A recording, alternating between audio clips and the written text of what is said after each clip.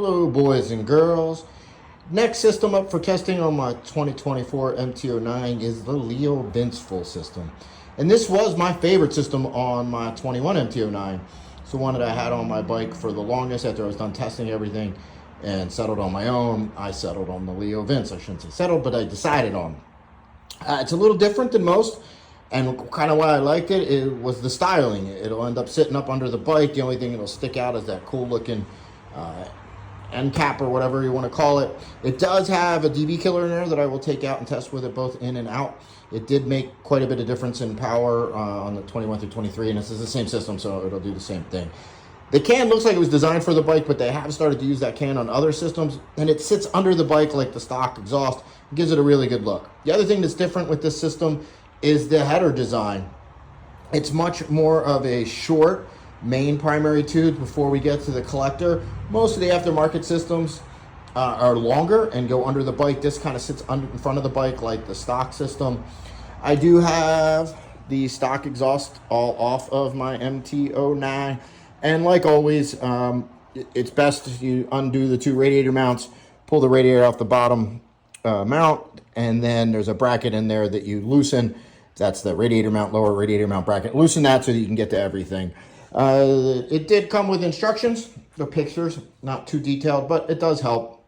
I put the collector together on the floor or on the bench so that when I go to put it back on or put it on the bike, it'll be easier to figure out where everything goes. So we'll get this mounted up. We'll get some testing data for you, and I will start with my street tuning and end with some dyno tuning.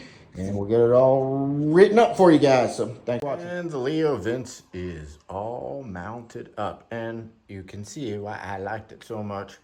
On the 21 through 23, it just looks so good on the bike. So I get at least a call a week about an exhaust that doesn't fit. And on this exhaust, it's even more imperative that you install the header loosely. I had to take that radiator bracket, the lower radiator bracket mount completely off to have room to get in there and screw things on. It was a little bit of a pain in the ass.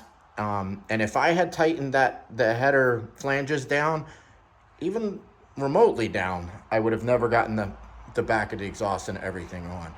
Also, throwing some tape on that canister might be a good idea, as it's very easy to scratch. It's just painted black, and there's a lot of stuff that it can hit while you're putting it on.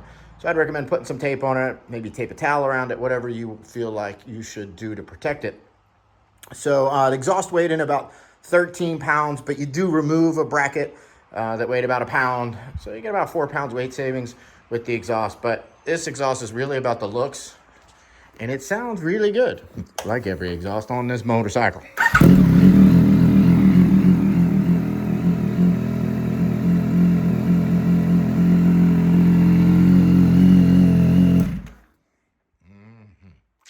Yummy.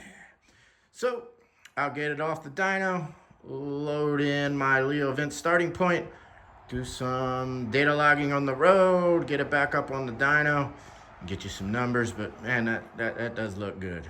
Looking good. It look good.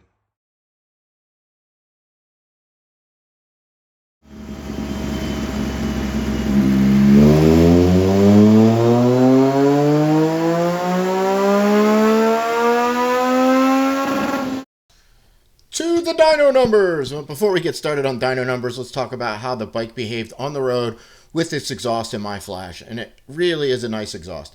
Not too loud, as you can see by the dyno reading numbers, even with the DB killer out. Gives a nice signal in mid-range and really tuned up really nicely and easily. Has really crisp throttle response. I'm really happy with how this tune came out and how the bike rides with this exhaust. So first dyno run we're going to look at, like always, is what my bike made stock on my dyno. And yeah, that's that stock dyno run. So I always like to show you what you get if you just bolted the exhaust on and didn't get my tune. And this is what you get. You get a nice bump on top, a little bump on the middle, or in the bottom, nothing in the middle, at least at full throttle. And yeah, that's what it would look like. And this shows what additional you get for the $300 when you bolt for my tune. And again, this is only full throttle. I can't quantify part throttle. I so wish I could. But you get another 4 horsepower, get 2 more foot-pounds of torque. You get the over rev. The thing just holds on better. It's just so much nicer to ride. And all for only $300. So let's look at where we started to where we are now. And you got just a lot more fun motorcycle. Almost 10 more horsepower, 3 foot-pounds of torque. That stock dip that's around $5,000 is completely flattened over. You got nice holding on the power. It's just so much more fun to ride. So much more fun to ride.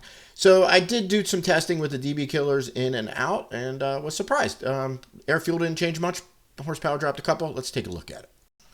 So as you can see, you lose about 2.5 horsepower pretty consistently across, which isn't horrible depending on your use of the bike. It didn't quiet it out crazy much, but it was already a pretty quiet exhaust. What's nice, the air fuel didn't change, so if you got the tune, you can take the DB killer in and out as you see fit. It's only about a 10-minute job, and yeah, you could ride it either way. So again, hope you guys enjoyed the video. Remember to hit that subscribe and like button for more motorcycle related content. Next up is the Yoshimura full exhaust, which I really like. So thanks guys, take care.